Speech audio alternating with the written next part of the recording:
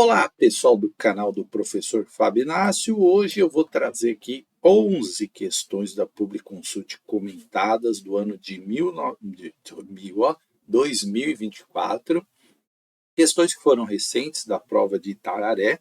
Eu selecionei algumas aqui para vocês, porque eu vou comentar a questão e vou mostrar a lei, o autor, falar um pouquinho dele. Então, é uma correção um pouco mais detalhada, tá? Não são todas as questões, são algumas que eu selecionei aqui para comentar com vocês, tá bom?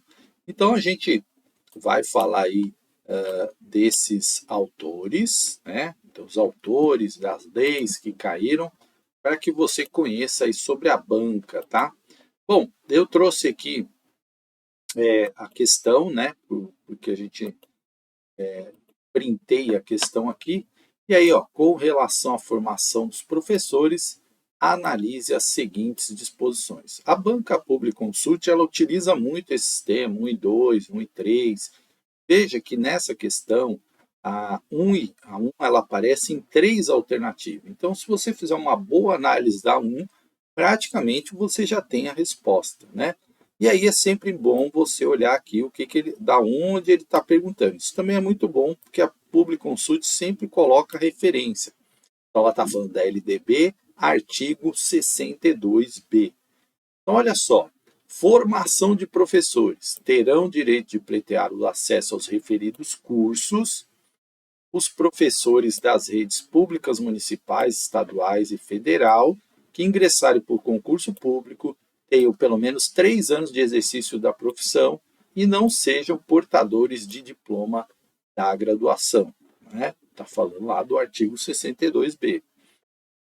2. O acesso aos professores da rede pública de educação básica, cursos superiores de pedagogia e licenciatura será efetivado por meio de processo seletivo diferenciado e sem prejuízo dos concursos seletivos a serem definidos em regulamento pelas universidades, terão prioridade de ingresso professores que optarem por cursos de licenciatura em matemática, física, química, biologia e língua portuguesa. E aí, será que o artigo 62 traz essas questões? Estamos falando de formação, né?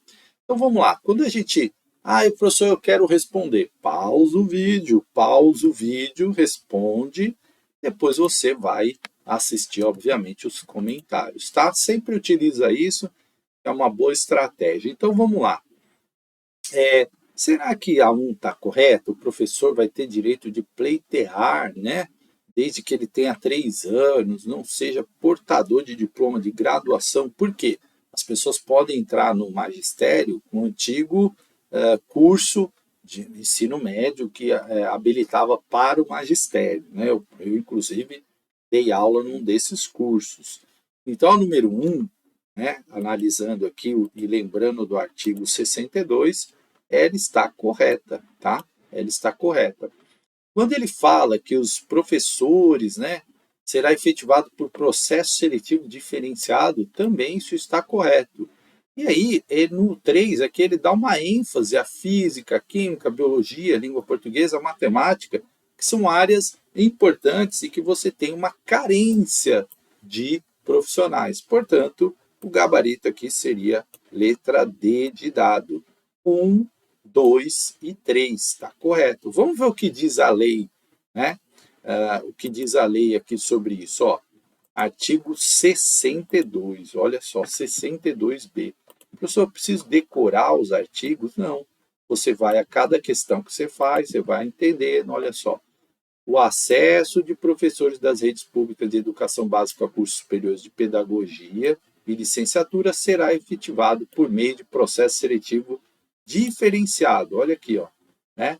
Tá falando aqui no item 2. Ó, terão direito de pleitear o acesso previsto no caput desse artigo os professores das redes públicas municipais, estaduais e federal que ingressarem por concurso público e tenham pelo menos 3 anos de exercício da profissão e não sejam portadores de diploma de graduação. Olha isso aqui no item 1, né? Então, veja, são detalhes que você vai lembrar na hora que você pegar uma questão dessa, porque aí pode cair assim, qual é o tempo mínimo para pleitear ali, né? Tem que ser pelo menos 3 anos de exercício da profissão. Pode cair uma questão nesse sentido? Sim, pode cair.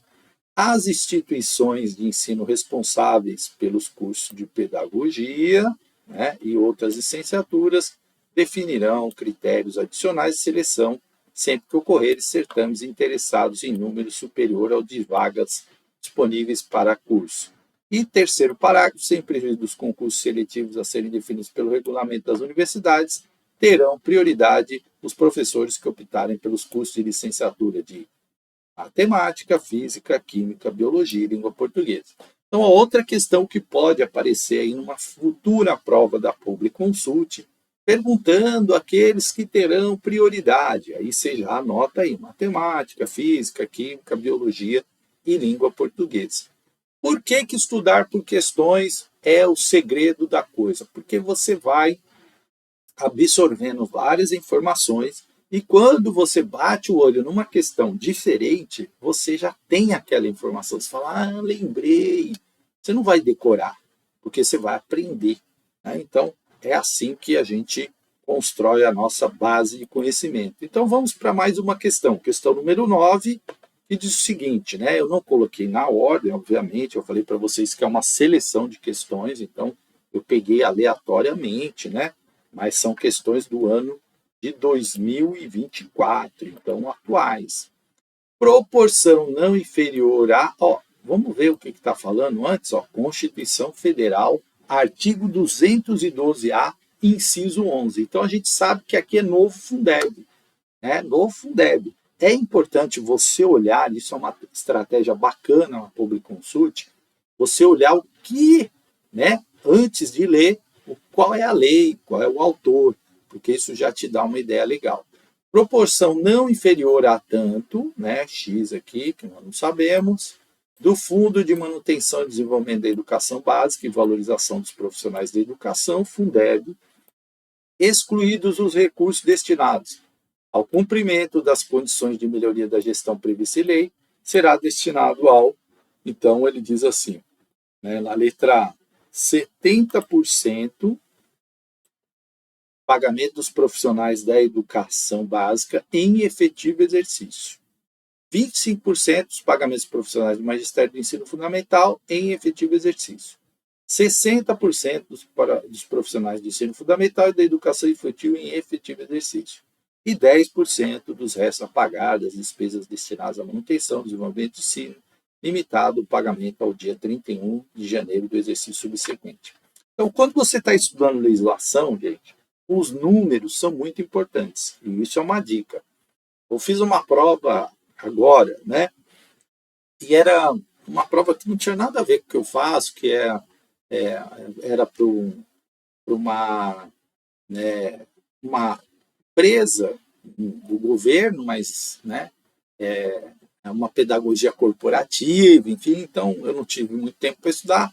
Eu peguei as leis e falei assim, bom, vou ver aqui, isso aqui tem prazo, isso aqui tem data. Fui só, adivinha, caiu um monte de coisa que eu estudei assim muito rapidamente. Por quê? Você já está com o olhar para saber que informação de porcentagem, número, datas, são importantes, as bancas gostam de perguntar isso, a Public Consult não é diferente. Então vamos ver. O que completa lá? Né? Quando o artigo 212-A, novo Fundeb, no seu inciso 11 fala, ele vai falar de 70%, né? 70%. Só de ter essa informação, você já acertaria a resposta. 70% do fundo é para pagamento de profissionais em efetivo exercício. Não é 25%. 25% é o quê? O mínimo que o município tem que gastar, que o Estado tem que gastar, 25% na educação, tá? Eles colocaram isso aí para confundir, obviamente. 60% não tem nada a ver, aqui ainda falou da educação infantil e ensino fundamental, mas não é isso, né? Aqui só falou do ensino fundamental, tá vendo? E 10% nada a ver também, portanto, o nosso gabarito é letra A de amor, né? A de amor. Então, efetivo exercício, não esqueça, tem que estar em efetivo exercício, 70% hoje do recurso. Antigamente era 60%. Por isso que a banca colocou aqui também, para pegar se você está atento aí na modificação. Agora 70%. Olha o que diz a lei aqui. Vamos lá pegar a lei aqui, ó. Artigo 212A. Os estados, Distrito Federal, os municípios destinarão parte do recurso que se refere ao caput do artigo 202 dessa Constituição à manutenção, desenvolvimento do ensino e à remuneração condigna de seus profissionais, respeitadas as seguintes disposições. Lembra que eu falei que estado e município, 25%. E a União? Você sabe, hein? Estado e município, 25%. Então, estado, né, e município, 25%. Ok? Estado, coloquei a letra E aqui, né, para não... É difícil escrever com esse trem aqui. Município, 25% no mínimo. E a União, 18%. Então, União, 18%, é isso que está lá no artigo 212, não vai cair em pegadinhas, né? Aí, no inciso 11 do 212A, olha aqui, proporção não inferior a 70%, olha a nossa alternativa aqui, bonitinha, 70% daqueles que estão em efetivo exercício. Cuidado, cuidado, a banca pode falar assim, fulano está afastado, está em efetivo exercício? Não. Né? E aí precisa prestar atenção, né? Se a banca for mais maldosa ainda, ela vai colocar uma licença gestante. Licença gestante é efetivo exercício ou não? Sim, é efetivo exercício. Né? Porque é uma licença que a pessoa tem direito, que nem férias. Férias é efetivo exercício. Tá? Então, muita atenção nisso. E aí precisa olhar cada legislação, porque, por exemplo, a licença saúde depende, né? Do tempo, enfim. 70% de cada referido do inciso 1, excluídos os recursos que trata a linha C do inciso 5 do caput desse artigo, será destinado ao pagamento dos profissionais da educação básica em efetivo exercício, observando em relação aos recursos previstos na linha B, né, do inciso 5, depois o percentual mínimo de 15% para despesas de capital. Tá? Então, 70% vai aí para pagamento dos profissionais. No meu canal também tem um vídeo falando sobre o Novo Fundeb, aí tem esses detalhes aí do inciso 5 e tal, senão a gente fica com um vídeo muito longo, tá bom? Mas aqui já teve bastante informação para você não errar. Ó, esse percentual mínimo de 15% para despesa de capital pode cair na próxima prova, né? Porque lembra que eu falei porcentagem, precisa estar atento. Então, só voltando, gabarito letra A, né? Deixa eu marcar aqui uma canetinha para você não ter erro, né? Gabarito letra A de amor. Fácil. Vamos lá. Fácil ou difícil? Você que sabe, né? Organizar, uma questão de Philippe Renaud, 10 novas competências para ensinar. Lembra da dica que eu dei? Olha sempre aqui, né? Porque aí você já vai saber de que está falando, a sua leitura ela fica mais direcionada, né? Então vamos para essa questão de Philippe Renaud. As 10 competências. Tem no meu canal também. Organizar e dirigir situações de aprendizagem, né? Organizar e dirigir situações de aprendizagem. É uma das competências reconhecidas como prioritária na formação contínua dos professores. De acordo com a fonte referida, são exemplos de forma de trabalhar essa competência, exceto. Então, ele quer o exceto. Muita atenção quando faz essa pergunta aqui, exceto. Né? A banca ainda coloca em letra maiúscula. Só que, às vezes, no cansaço da prova, você pode ir, né? E acabar lendo errado. Então, vamos lá. Trabalhar a partir dos erros e obstáculos de aprendizagem. Isso é da situação de organizar e dirigir situações de aprendizagem, envolver os alunos em atividades de pesquisa e projetos de conhecimento, construir e planejar dispositivos e sequências didáticas, letra C, e suscitar o desejo de aprender, explicitar a relação com o saber, o sentido do trabalho escolar e desenvolver na criança a capacidade de autoavaliação. Essa é uma questão que eu acho até difícil, porque né, o Felipe Perrenot apresenta 10 novas competências. Uma delas, se eu não me engano, é a primeira, é organizar e dirigir situações de aprendizagem. Então, você tem que dar uma lida, porque é um rol de situações. E dentro desse rol de situações, trabalhar a partir dos erros e obstáculos à aprendizagem está dentro de organizar e dirigir situações de aprendizagem. Envolver os alunos em pesquisa e projetos de conhecimento está dentro de situações de aprendizagem. E construir e planejar dispositivos e sequências didáticas também está dentro de organizar e dirigir situações de aprendizagem. Qual que não está? É a letra D, né? A letra D, nosso gabarito, é o exceto, ele não está nessa, né? Organizar e dirigir situações de aprendizagem. Suscitar o desejo de aprender, explicitar a relação com o saber, o sentido do trabalho, desenvolver a criança a capacidade de autoavaliação. Então vamos ver por que não, né? Olha só, aonde está isso, ó. Envolver os alunos em suas aprendizagens e seu trabalho. Esse está na quarta competência, né? Se a gente for numerar de 1 a 10, está na quarta do Felipe Perrenot, e aí ele diz lá, ó, opa, vamos lá, aqui, ó, suscitar, né? Ele diz aí, suscitar o desejo de aprender, excitação, o saber, o sentido de desenvolver na criança a capacidade de autoavaliação, instituir um conselho de alunos, negociar com ele diversos tipos de regras e contratos, oferecer atividades opcionais de formação e favorecer a definição de um projeto pessoal em torno do aluno. Isso está dentro do envolver os alunos em suas aprendizagens. E o organizar e dirigir situações, olha lá. Conhecer para determinada disciplina os conteúdos a serem ensinados, a sua tradução em objetivos de aprendizagem. Trabalhar a partir da representação dos alunos. Trabalhar a partir dos erros e obstáculos à aprendizagem. Construir e planejar dispositivos de sequências didáticas e envolver os alunos em atividades de pesquisa e em projetos de conhecimento. Olha lá, né? São as letras A, B e C, e ainda acrescentei outras aqui. Professor, como que a gente faz para entender essas questões do Perrenot? Primeiro, você precisa, tem vídeo no meu canal, você precisa ler essas 10 competências, né? Fazer exercícios sobre isso, porque aí não é que você vai decorar, gente, você vai entendendo, vai relacionar, ó, poxa, organizar e dirigir, né? Ó, trabalhar a representação dos alunos, os erros, né? São situações de aprendizagem, sequência didática. Né? Quando ele fala assim, suscitar o desejo de aprender, está mais ligado a envolver os alunos, percebe? Então, com o tempo, você lendo várias questões, você vai, né, absorvendo isso.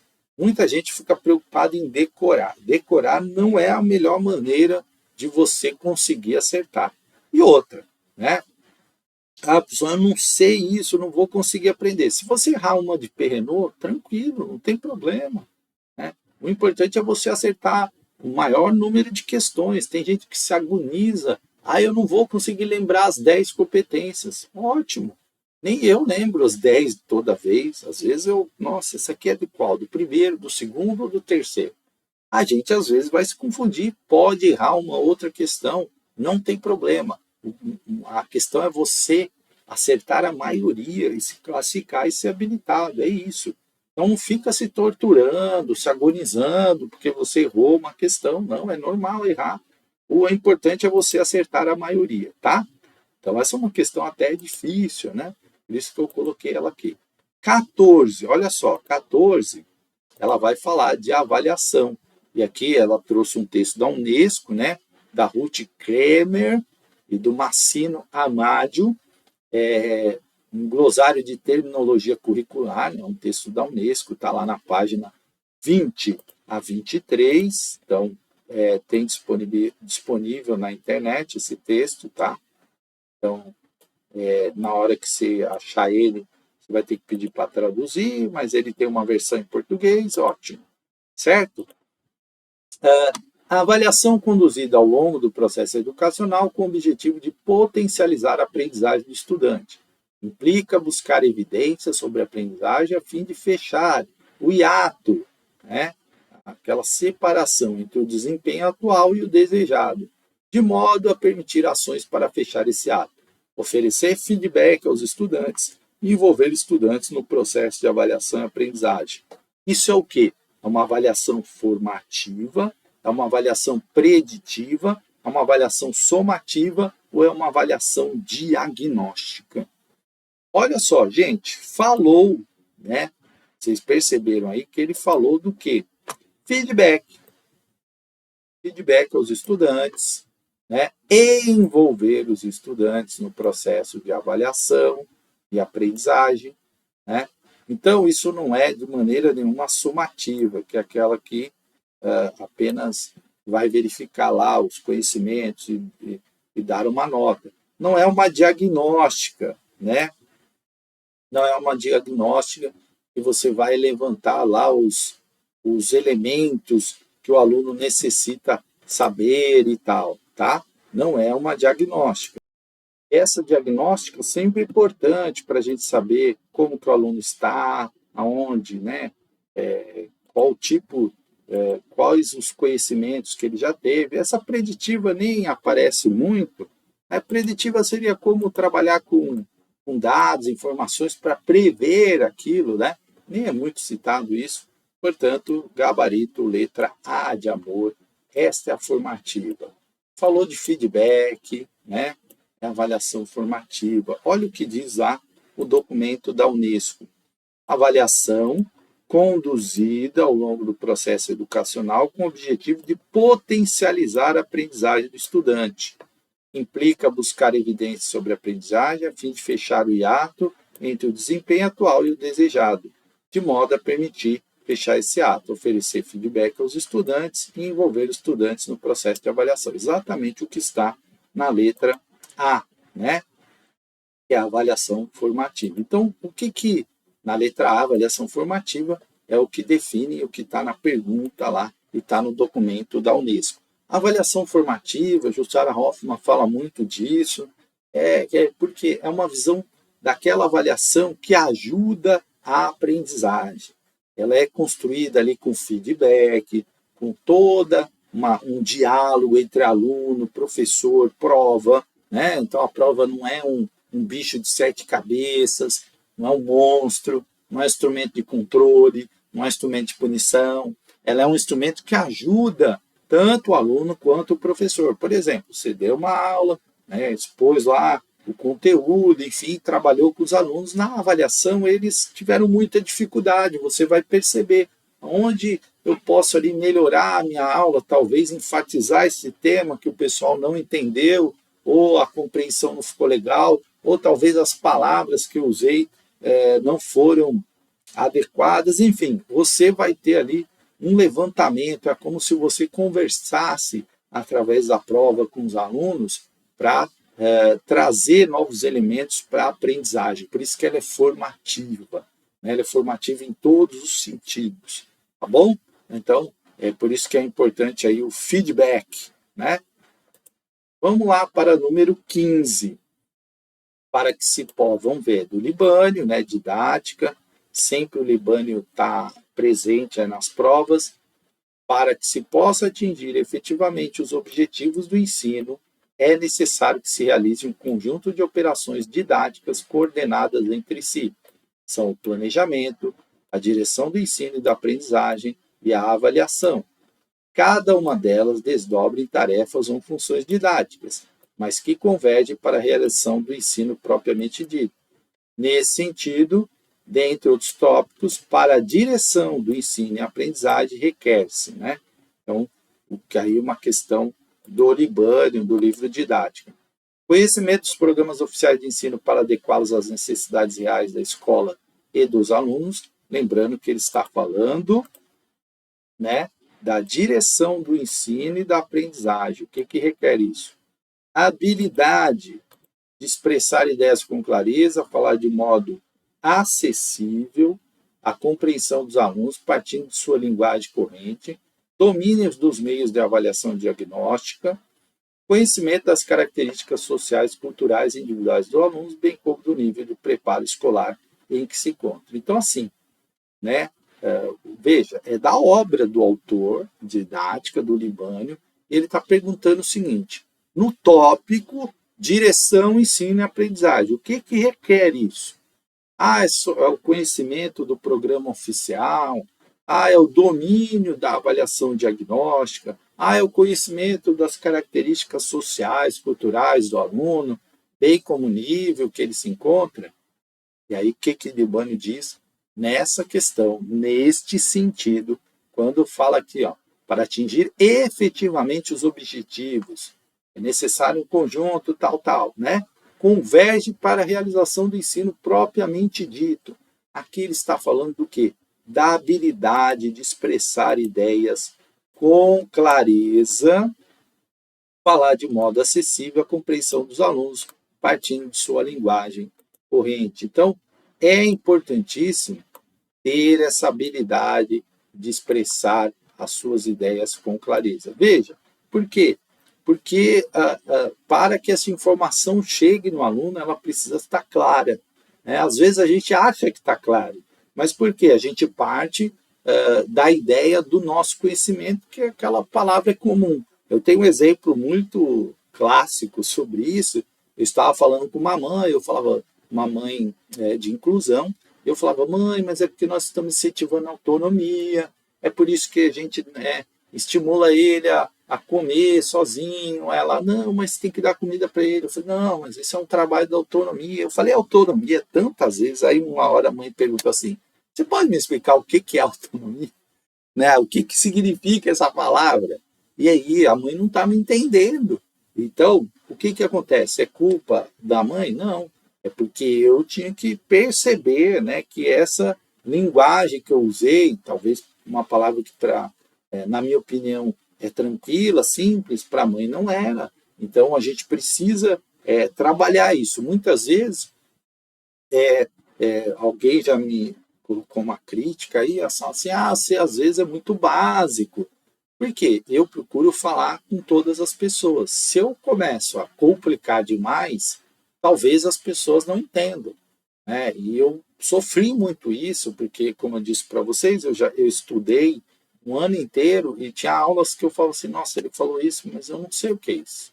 Né? Então, eu estudei muito direito, e o direito tem uma linguagem muito própria, e muitas vezes quem dá aula do direito não explica. Né? Então, fala lá, não, isso é uma demissão, é exoneração ad nutum. Eu sei lá o que é isso, gente. Aí eu aprendi, né? Mas eu não via nenhuma aula o cara falar assim, exoneração ad nutum significa isso, tá? Então, eu peguei isso para mim. Eu falei, nossa, gente, às vezes precisa explicar a palavra, nem todo mundo vai saber. Então, é habilidade. Veja o que diz Libânio aqui, né? Olha só, a direção do ensino e da aprendizagem requer outros procedimentos do professor. Conhecimento das funções didáticas, compatibilizar princípios gerais com conteúdos e métodos, domínio dos métodos e recursos tauxiares. Olha aqui, o termo tauxiar significa atribuir tarefa aos indivíduos de um grupo ou equipe. Tauxiar também pode significar lapidar, né? Então, veja, é uma palavra que nem todos, né, têm ali conhecimento disso. Tá? Habilidade de expressar ideias com clareza. Olha aqui nossa resposta. Né? Habilidade de expressar ideias com clareza, falar a partir da sua linguagem fluente, tornar os conteúdos reais, saber formular perguntas e problemas, conhecimento das habilidades reais dos alunos, oferecer métodos que valorizem o trabalho intelectual independente, ter uma linha de conduta de relacionamento com os alunos e estimular o interesse pelos estudos. Então, veja, né, quando a gente estuda, eu falei, o termo tauxiar aí que aparece, que pode significar atribuir tarefas a um grupo ou equipe, também significa lapidar, né, lapidar, diamante, por exemplo. Né, então, pode ser usado aí também nesse sentido. E tem outros sentidos, obviamente, tá? Então, tudo isso, né, o Libânio comenta, e aqui realmente é um conhecimento da obra do Libânio. Aí o que eu falo é que você precisa. Libânio é um cara que aparece muito em questões, vai anotando, cria lá um caderno, sempre recomendo isso. Libânio, didática. Aí você vai anotando as principais ideias do Libânio. Olha quanta informação do Libânio aqui para você, né? Sobre direção e ensino de aprendizagem. Então, vale a pena para você criar uma espécie de resumo dele. Olha uma questão aqui da BNCC, né? Aí o item 2, olha só. Na BNCC, o ensino fundamental está organizado em 5 áreas de conhecimento. Essas áreas favorecem a comunicação entre os conhecimentos e os saberes dos diferentes componentes curriculares. O que você tem que fazer quando você está estudando 5 áreas de conhecimento? Vou abrir a BNCC e vou ver quais são, né? Vou ver quais são. Não fique esperando o professor falar. Vai lá e fala. Aí uma delas, né, um dos componentes curriculares é a área de linguagens. Nesse sentido, são componentes curriculares da área de linguagem, exceto, olha como a banca gosta de trabalhar com exceto. Então, o que é da área de linguagem? A arte é da área de linguagem, educação física é da área de linguagem, língua inglesa e ensino religioso. Está tranquilo, né, gente? O que não é da área de linguagem aqui, letra D, ensino religioso, né? Com certeza, gabarito letra D, de Deus, né? Língua inglesa é? Sim, língua inglesa é linguagem. Educação física é linguagem. O que tem a ver educação física? Linguagem corporal, arte também. E está lá na BNCC, olha aqui, ó. Competências, né? Olha as linguagens aqui. Cadê meu? Ó, linguagens, né? Olha aqui. Língua portuguesa, arte, educação física e língua inglesa. Tem aí religião? Não, né? Ensino religioso? Não. Não tem ensino religioso. E muita gente me pergunta, ensino religioso é obrigatório? A oferta é obrigatória, né? Os municípios, o Estado tem que ofertar o ensino religioso, porém é facultativo para o aluno, tá? Ele faz ou não. Então, muita atenção nisso aí também, sobre ensino religioso, certo? Vamos para número 17, ó. 17, aí eu falo assim, o que você vai fazer? Vai olhar do que é, ó. Está falando da resolução 4 de 2010, que é as diretrizes curriculares nacionais gerais para a educação básica. O artigo 17. Então, olha o que diz lá. Vamos ler, né? Vamos ler aqui. A interdisciplinaridade e a contextualização devem assegurar a transversalidade do conhecimento de diferentes disciplinas e eixos temáticos, perpassando todo o currículo e propiciando a interlocução entre os saberes e os diferentes campos de conhecimento.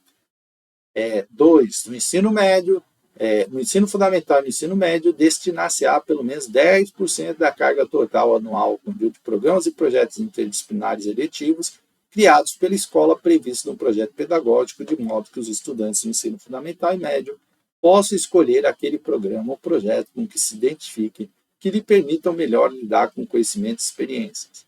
3. Tais programas e projetos devem ser desenvolvidos de modo dinâmico, criativo, flexível, em articulação com a comunidade que a escola esteja inserida. Professor, assistir suas aulas do DNA, para mim, parece que está tudo certo. As alternativas, A, 1 e 2, B, 1 e 3, C, 2 e 3, 1, 2 e 3. Então, vamos lá. Aquilo que eu falei, ó. A está correta, né? Corretíssimo, olha lá.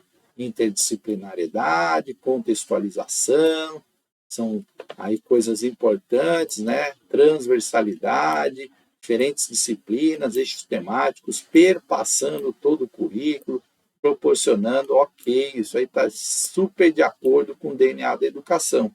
Então, eu já elimino uma. Ó, todas têm um, né? Mas a C não tem. Então, se a C não tem, a gente já eliminou a C. E essa aqui, professor? Estou na dúvida. Traz a 3, eu tenho certeza que está certo também, né? E vai acontecer isso na prova, gente. Você vai lá, vai falar assim, nossa, 3, ok. Mas lembra do que eu falei, que as bancas gostam de números, né? As bancas gostam de números. Eu estou em dúvida, por isso que é importante você anotar os números. Será que é 10%? Olha aí. Vamos ver? Vamos ver se é 10%? Olha aqui, ó. Opa, cadê? Não coloquei aqui a questão. Não coloquei, não. Então, não é 10%. Faltou aqui, né? Faltou slide, desculpa. Não é 10%. mas sim, né, 20%, tá? 20%. Portanto, a gente tem a resposta gabarito letra B de bola. Desculpa, faltou o slide aí, né? De eu colocar na lei. Eu vou só colocar rapidinho aqui, só um minuto. Bom da mágica da gravação, né? A gente vai lá e acrescenta o slide que simplesmente tinha sumido, né? Mas sumiu, esqueceu. Olha lá. No ensino fundamental, olha aqui, ó, artigo 17, né, da resolução 4 de 2010, aí diz lá, ó, no ensino fundamental e no ensino médio, destinação pelo menos 20% do total ao conjunto de programas interdisciplinares criados pela escola, previsto no Colégio Pedagógico, de modo que o ensino fundamental e médio possa escolher aquele projeto com que se identifique e que lhe permitam lidar com conhecimento e experiência. Olha aqui, ó 10%, né? Ó, o resto está tudo certinho. Por isso que a gente tem que estar muito atento em números, né? É decorar? Não. Você vai o quê? Né? Lembrar do percentual. Ó. A interdisciplinaridade, a contextualização deve assegurar a transversalidade do conhecimento, diferentes disciplinas e eixos, perpassando todo o currículo e propiciando a interlocução entre os saberes dos diferentes campos do conhecimento, né? Então, todos os tais programas devem ser desenvolvidos de modo dinâmico, criativo, flexível e articulado com a comunidade em que a escola esteja inserida, né? Então, a gente viu aí que os itens 1 e 3 estão corretos, apenas o 2 tem um probleminha ali, que é, em vez de ser 10%, 20%, certo? Então é isso, gente, não é decorar, não ali, você tem que pegar os números, ficar atento a isso, porque normalmente é o que as bancas trocam. Vamos ver o 18, ó. O 18 é outra resolução, dessa vez a 7 de 2010, que é as diretrizes curriculares para o ensino fundamental de 9 anos. Então, diz lá, os sistemas de ensino e as escolas adotarão como norteadores das políticas educativas e ações pedagógicas princípios éticos, políticos e estéticos. Nesse sentido, são princípios políticos. Ele quer saber dos políticos. Eu sempre falo que princípios sempre caem, né? E esses aqui, então, que a gente chama de EP, né? Éticos, políticos e estéticos, o famoso EP, você tem que saber. Ah, como eu vou saber? Você vai ler, vai fazer questões. Né?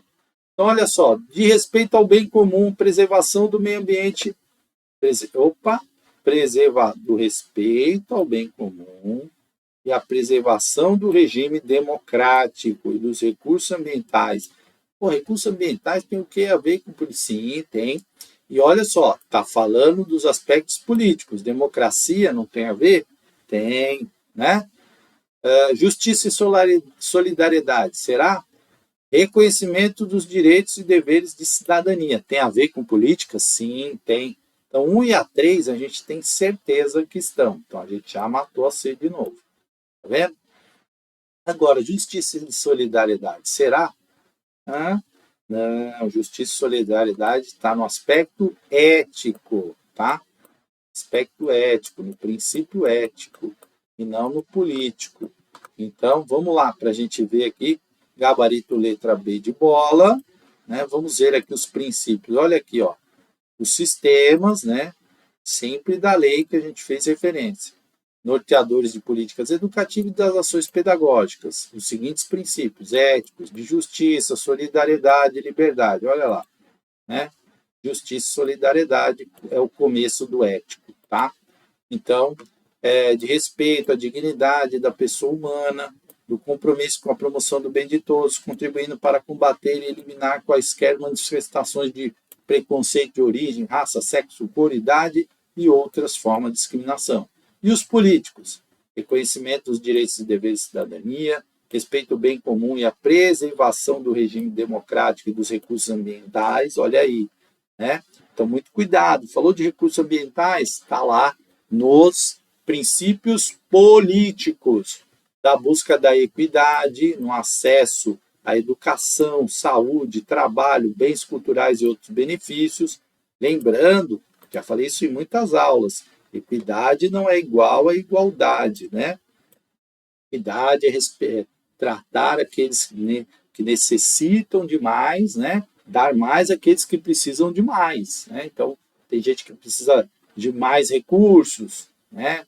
Então, a gente não vai dar recurso, não vai dar... É a mesma coisa o conhecimento. Eu não vou entregar ali, aquele aluno, ele já tem muito, né? Sabe bastante e tal. Se eu ficar dedicando o mesmo tempo para todos, aquele que precisa mais do meu tempo, eu vou criar desigualdades. A equidade, justamente, aquele que precisa mais de tempo, precisa mais de ajuda, né? Então, isso é equidade, né? Acesso à educação, a outros benefícios, da exigência da diversidade de tratamento para assegurar a igualdade de direitos entre alunos que apresentam diferentes necessidades. Isso é equidade, né? Então, por que tem cota? Né? Porque a gente tem uma diferença na base, certo? Então, a busca da igualdade de direitos para equilibrar as situações que estão desequilibradas no seu ponto de partida. E quando todo mundo fala assim, não, mas todo mundo nasce igual, todo mundo tem as mesmas capacidades, é muito bonito esse discurso, mas na prática ele não se viabiliza. Por quê? Imagina um aluno que passa fome, sofre violência em casa, né? Não tem nenhum local para estudar, não tem acesso à internet, não tem livro. Compara ele com outro aluno que come todo dia bem, né? Tem um tratamento carinhoso em casa, apoio da família, dos pais, recebe material. Significa que aquele está condenado a não conseguir, esse aqui sim? Claro que não, né? Claro que não. Não é só esses fatores, mas esses fatores influenciam, certo? Esses fatores influenciam muito na educação, no ponto de partida. São duas pessoas que estão partindo de pontos diferentes. É como se você fosse disputar uma corrida e o cara sai 3 quilômetros na sua frente. Então você tem que se esforçar muito para tirar essa diferença. Né? E é possível? Tem gente que conhece, consegue? Claro que tem. Né? Claro que tem. Tem gente que supera, né? Mas não é a maioria. Né? Então, quando ele fala de redução de pobreza, das desigualdades sociais, é justamente buscar aí esse equilíbrio, está dentro das questões políticas, né? Professor, eu não concordo. Então, aí o que acontece? Na prova, você tem que responder de acordo com a pergunta, não é a sua opinião, né? Olha só, de acordo com a norma referida, estão corretos os itens. Muita gente briga com a prova e erra. Eu não concordo com esse negócio de equidade, porque para mim, eu sou do ponto de vista que todo mundo é igual, todo mundo tem as mesmas oportunidades. As pessoas podem pensar o que elas quiserem, mas na prova, elas precisam responder de acordo com os documentos que norteiam a educação brasileira, e não é de acordo com a opinião da pessoa. Se fosse uma questão aberta, dissertativa, você poderia ali até justificar, né, com a sua opinião.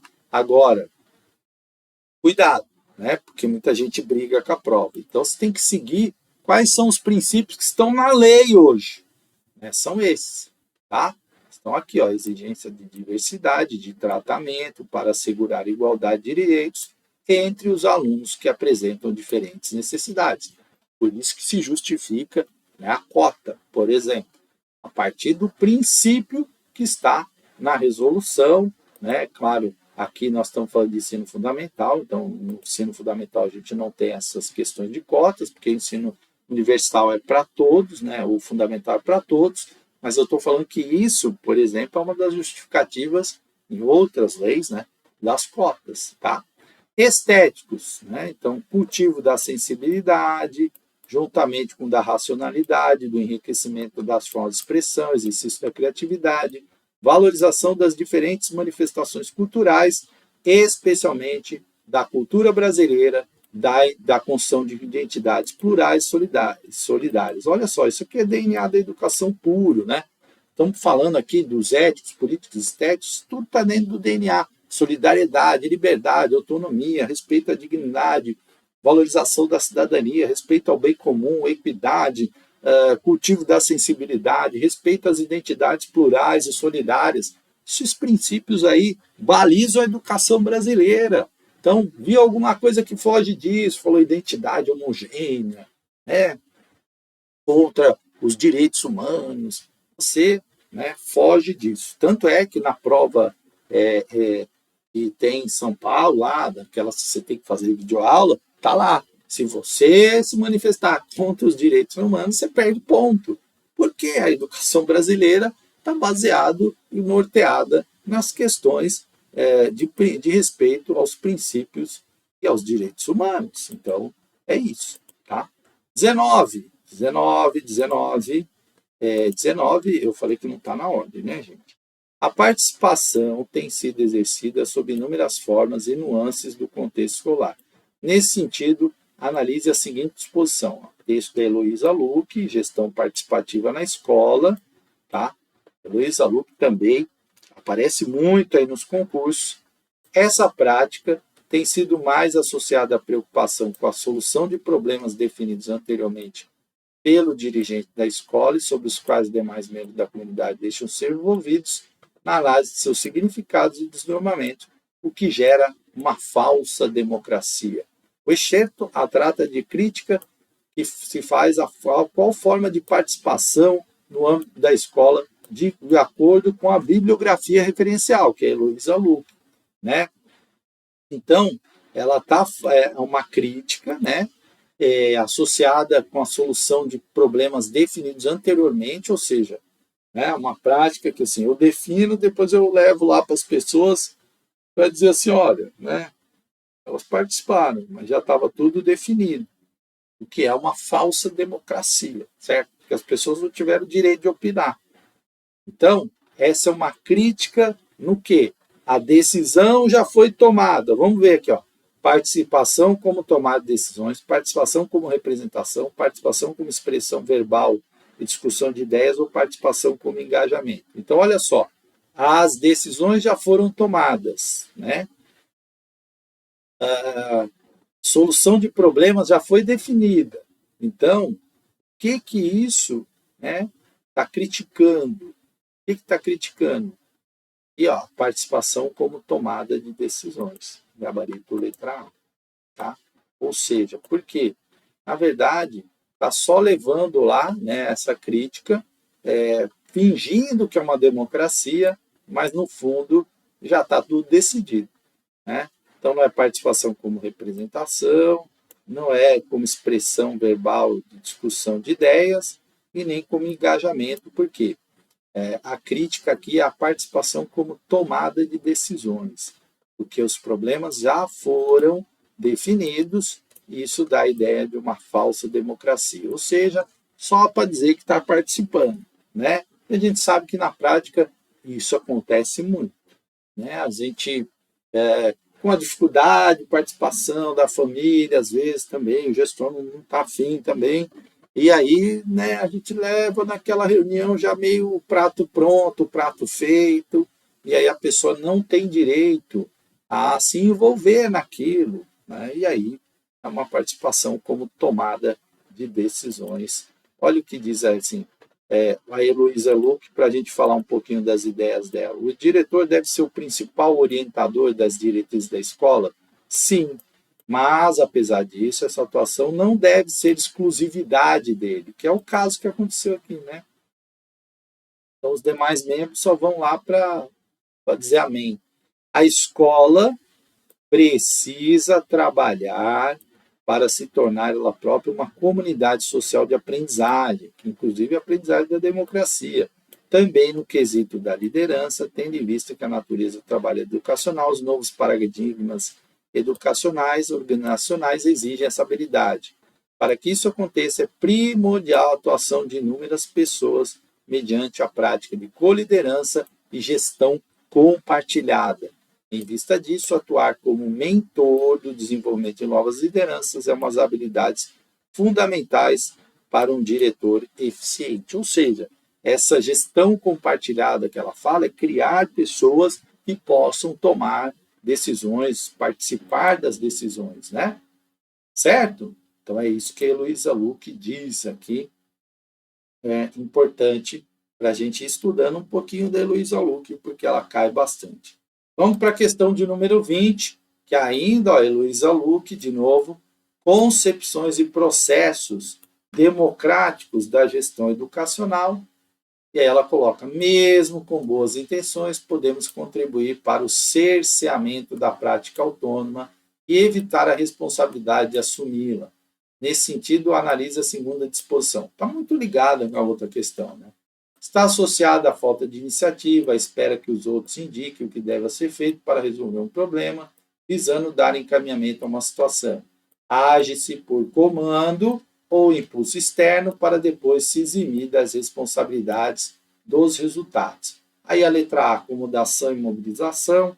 Letra B, delimitação e transferência de responsabilidade. Burocratização ou dependência.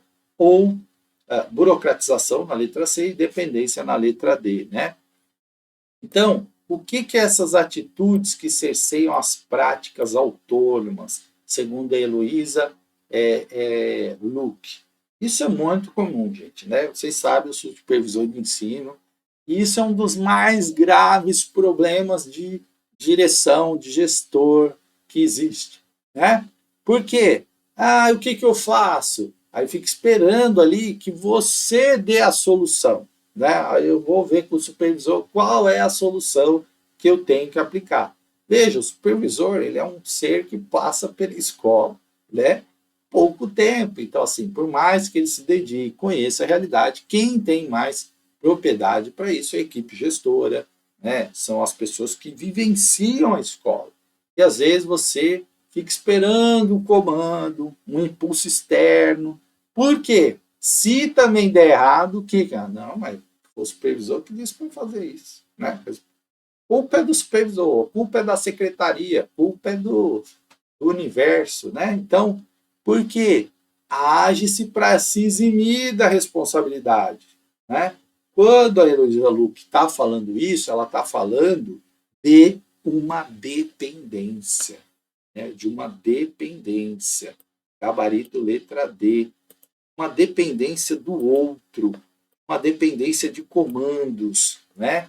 Ela não está falando de acomodação e mobilização, nem de delimitação e transferência de responsabilidade, embora, né, possa até parecer que seja isso, né, por conta desse finalzinho aqui, mas não é isso, porque é para depois se eximir. Mas isso aqui, ela está falando que impede, cerceia a prática autônoma. O que cerceia a prática autônoma? O que cerceia a autonomia? Né? Eu já usei essa palavra hoje. É a dependência. Então, lembra do exemplo que eu dei da mãe? Eu estava tentando explicar para ela, porque a crítica dela é porque a gente...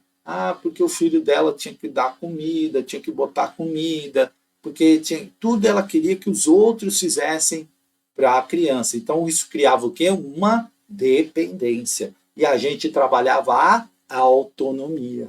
Ou seja, se ele consegue fazer, por que não deixar ele fazer? Por quê, gente? O que a gente cria? Para que a escola existe na questão da inclusão? Principalmente para a gente incentivar a autonomia daquelas crianças para que elas possam conviver na sociedade da forma mais autônoma possível. É claro que dependendo do grau, dependendo da deficiência, essa criança não vai ter tanta autonomia, mas a escola deve incentivar até o máximo possível, né? Porque senão vai ficar uma criança dependente, né? E aqui o que ela está criticando? Essa dependência que cerceia essa prática autônoma. Então, só para a gente ler mais um pouquinho da Heloísa Luque, né? Como funciona a gestão escolar compartilhada, que eu acho um tema legal para vocês entenderem, porque isso pode aparecer na prova. Podemos falar em níveis ou abrangências. No primeiro nível, ela se circunscreve à equipe central, geralmente formada pelo diretor, vice ou assistente, o coordenador, o supervisor pedagógico e o orientador educacional. Nesse âmbito, é necessário praticar a coliderança, ou seja, uma liderança exercida em conjunto e com responsabilidade sobre os resultados da escola. Para isso, é preciso haver um entendimento contínuo entre os profissionais. Num sentido mais amplo, a gestão compartilhada envolve professores, alunos, funcionários e pais de alunos. É uma maneira mais aberta de dirigir a instituição. Para isso funcionar, é preciso que todos os envolvidos assumam e compartilhem responsabilidades da escola. Num contexto, as pessoas têm liberdade de atuar e intervir. Ó, liberdade, autonomia, né? Liberdade de atuar. Por isso se sente à vontade para criar e propor soluções para os diversos problemas que surgem. Não fica esperando ser iluminado, né? Aparecer ali. Sempre no intuito de atingir os objetivos da organização. A proatividade. Como é bom a proatividade, né, gente? Eu trabalhei numa escola, eu tinha funcionários muito proativos, né? Muito proativos. Eu era o diretor, mas às vezes eu estava ali pensando no problema, eles, ó, já fizemos, já organizamos, já mudamos ali e tal. Aí eu falava, ó, ficou bom, hein? Ficou legal. Por quê? É a liberdade ali. Se desse errado, você fala, gente, ó, pô, legal, vocês tiveram a iniciativa, mas não deu certo, vamos pensar de novo. E às vezes a coisa fica muito engessada, né? Fica todo mundo ali, vamos esperar o que o diretor vai falar. Se ele falar, a gente faz, senão a gente fica. Né? Então, o medo, quando você cria um ambiente democrático, gestão compartilhada, as pessoas elas se sentem, né, ali com a responsabilidade. Poxa, aquela entrada ali está meio tumultuada, eu vou. Né, a pessoa vai lá dar uma ideia e tal. É isso, é proatividade, que a Heloísa fala, escola proativa. A proatividade corresponde a uma percepção de si próprio como agente capaz de iniciativas. Então não fica dependente. Eu vou esperar ver o que o diretor vai mandar. Né? Isso não é insubordinação também. Veja, quando você tem uma gestão compartilhada, essa abertura ela é dada. O funcionário sabe. Né? Tanto é que ele vai lá e fala assim, olha, né, eu fiz isso e tal, se eu achar que está ruim, né, ele vai lá e já vai te reportar o que ele fez, perguntar o que você acha, obter o feedback. Isso é uma gestão compartilhada. E o diretor, se não der certo, ele vai falar, pô, legal, você teve assim, mas você viu que não deu muito certo, tal, né?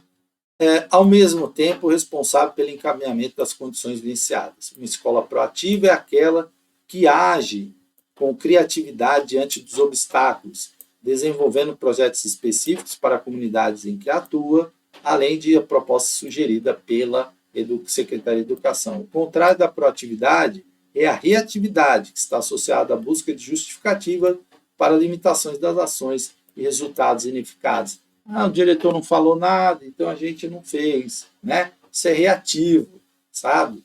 Então, é nisso que esse aqui é um tema importante, inclusive para a questão dissertativa, para você pensar aí gestão compartilhada, escola proativa.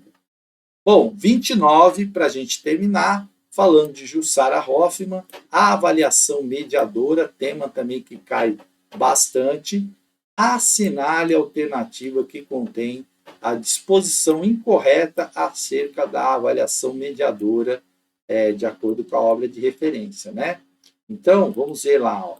Avaliar não é julgar, mas acompanhar um percurso da vida da criança durante o qual ocorrem mudanças múltiplas, dimensões com a intenção de favorecer o máximo possível de desenvolvimento. A observação só lembrando que nós estamos buscando a incorreta, né? Eu gosto da incorreta porque você vai ter no mínimo 3 alternativas que falam coisas corretas da Jussara Hoffmann. Olha que bacana, né? Então, a observação, a reflexão e a ação, deixa eu voltar ao laser, caracterizam a avaliação continuada, ocorre em tempos estanques ou delimitados, não podendo, pois, se dar de forma simultânea ou paralela, em face do princípio da isonomia e da transparência que deve nortear as gestões inerentes ao desenvolvimento infantil. C. O processo avaliativo está fundamentado em sentimentos e percepções dos avaliadores, uma vez que se interpreta o que se observa nas crianças.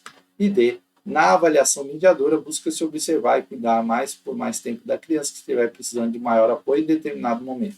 Olha a equidade aqui. Eita, nós, hein? E a avaliação mediadora, ela trabalha com equidade? Sim. Está na letra D a equidade. Ó. Ela trabalha com avaliar não é julgar? Sim. Acompanhar percurso de vida. Nós estamos falando de educação infantil, né?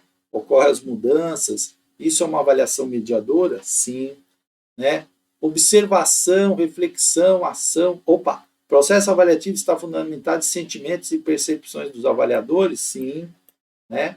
A observação, essas três correspondem à avaliação mediadora da Jussara Hoffmann.